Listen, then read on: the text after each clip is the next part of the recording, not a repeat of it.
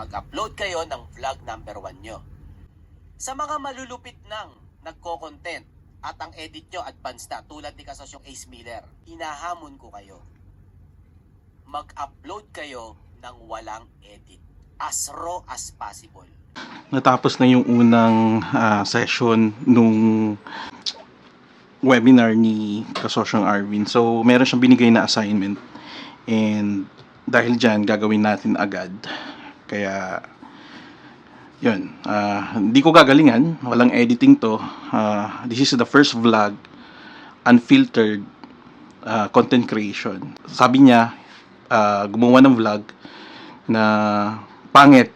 Kasing pangit nung first vlog niya sa YouTube. So, ang gagawin ko is, hindi ko gagamitin yung mga camera ko para magmukha siyang luma. Gagamitin natin is yung mga old phones natin para mag-vlog.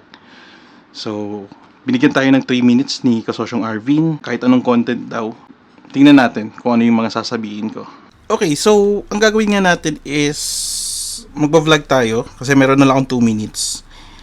Ang gagamitin ko ngayon is itong iPhone 6 na napakaluma.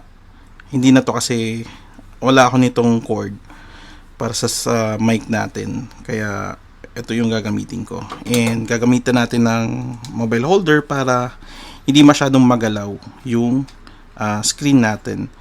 So, napili ko pala dito sa kusina kasi sabi nga ni Boss Arvin, papangitan daw ng vlog. So, nakita nyo naman yung kusina namin. Hindi naman ganun kaganda. Kaya dito ako napili. So, ito yung continuation ng vlog natin. Bale, dito ko napili sa kusina kasi mas magagamit ko yung reflection ng ilaw para maganda yung mukha ko. Pero, yun pa rin. Malinaw pa rin talaga yung iPhone 6. Kaya, hindi ko masisisi yung iPhone. Talagang quality yung camera nila. So, pag-usapan natin yung mga natutunan natin kay Boss Arvin. 3 minutes lang to, so bibilisan ko lang.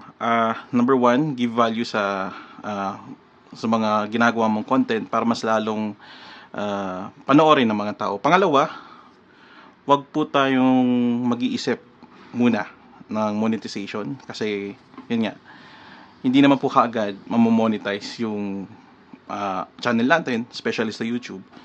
Kaya consistency, number 3, gawin lang po natin ang gawin yung pagva-vlog kahit walang nanonood. Okay lang yan kasi hindi naman talaga natin hinahabol yung monetization ngayon. Ang gusto lang natin is maparami yung views. Later, pwede naman natin padamihin, no? Pero ang una nating dapat matutunan sa pag create ng content is yung process nung kung paano mo mapapaganda yung quality ng content mo. Kaya ito yung tinuturo ni Boss Arvin, no? Process step by step para mas lalong gumanda yung content mo hanggang sa panoorin ka na ng tao. Kumbaga may kasabihan na don't chase for butterflies, instead build your garden. So, I think yun lang muna. Sobrang na ako sa 3 minutes. And I hope to see you again, guys.